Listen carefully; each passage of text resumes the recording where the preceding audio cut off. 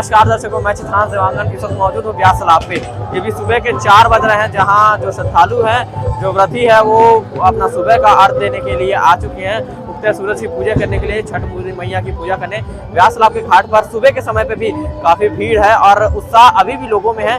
भीड़ कम नहीं हुई है सुबह के कारण। और मेरे पीछे देख सकते हो, जो श्रद्धालु है अभी भी टुकड़ी लेकर आ ही रहे हैं पूजा करने के लिए।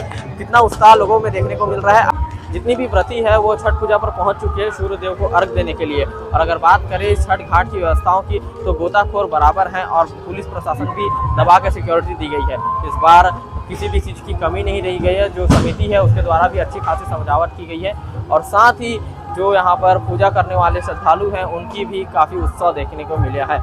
जैसा कि मैंने आपको बताया कि पीछे हमारे ब्यास तालाब का घाट है और जहाँ पर आज का जो दिन है वो आखिरी दिन होता है छठ पूजा का। ये चौथा दिन है जहाँ व्रती उगते सूरज को अर्घ देकर इस उपवास को खत्म करती है। छठ पूजा के दिन ये काफ़ी बहुत ज़्यादा विशेष माना जाता है छठ पूजा के लिए। और इसके साथ आपको पूरा छठ पूजा में घाट देख सकते हैं कि श्रद्धालुओं की कितनी भीड़ है। आप मेरे पीछे देख सकते हैं कि श्रद्धालु जो है वो बैठे हुए हैं और जो व्रती है वो अभी पूजा पाठ कर रही है। इसके बाद सूर्यदेव को अर्घ दिया जाएगा। जब सूर्यदेव उगेंगे तो अभी पूजा कार्य करेंगे, उसके बाद पाठ करेंगी और उसके बाद पानी में उतर कर सूर्यदेव को अर्घ देंगी। हमारे पीछे छठी मैया की मूर्ति है। ये मूर्ति आज से नहीं, पिछले कई सालों से ये मूर्ति यहाँ पर स्थापित की जाती है। छठी मैया की जो मान्यता है वो काफ़ी समय से यहाँ पे है और छठी मैया की जो मूर्ति है यहाँ पर स्थापित की जाती है। उसके बाद पूजा के दौरान इसे पूजा करने के बाद इसे पानी में विसर्जन कर दिया जाता है। हमारे साथ पंडित जी भी है, आइए हम उनसे बात करते हैं और जानते हैं कि छठी मैया की क्या क्या बातें हैं जो हमें अभी तक नहीं पता है। पंडित जी, ये जो छठी मैया की मूर्ति है कब से यहाँ पर बैठाई जा रही है? 4 वर्षों से मूर्ति को स्थापित की गई है और कहा गया है कि जिस तरह अपन दीपावली को अपन मेन त्योहार मानते हैं, इसलिए आजकल कलयुग में छठ पूजा को भी महत्व माना गया है। जिस तरह पार्वती जी, शंकर भगवान छठ माता की पूजा की गई, इसलिए कहा गया है कि कलयुग में सूर्य भगवान दूसरा अग्नि देवता को साक्षात माना गया है। तो सूर्य भगवान को अर्घ देने पर सभी भक्तों की मनोकामना पूरी होती है। जो उत्तर भारत के लोग हैं, यूपी बिहार के लोग, उनके जीवन में छठ पूजा का क्या महत्व है? यूपी बिहार में छठ पूजा की बहुत बड़ी महत्व है, क्योंकि पहले तो बिहार बस में मानते थे।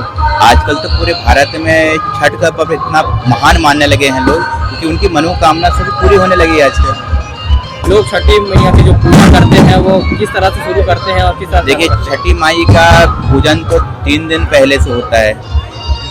पहले तो नहाए खाए, इसका खरना, सभी को भोजन कराना, प्रसाद वितरण करना और शाम के समय डूबते सूरज को अर्घ्य देना और उसके 1 दिन बाद उगते सूरज को अर्घ्य देने पर सभी भक्तों की मनोकामना होती है। ये छठ पर्व का महत्व है।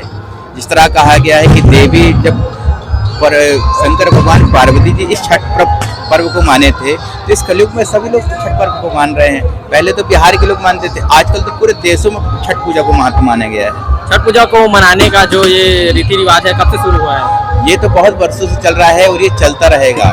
और अभी तो आप देख रहे हैं कि ब्यास तालाब में इतनी पहले भीड़ नहीं रहती थी, पर धीरे धीरे बिहार के छोड़ के MP के लोग भी छठ पर्व को मानने लगे हैं, क्योंकि उनकी मनोकामना पूरी हो रही है। छठ माता का ऐसा व्रत है कि उनकी मनोकामना बहुत ही जल्दी पूर्ण होती है।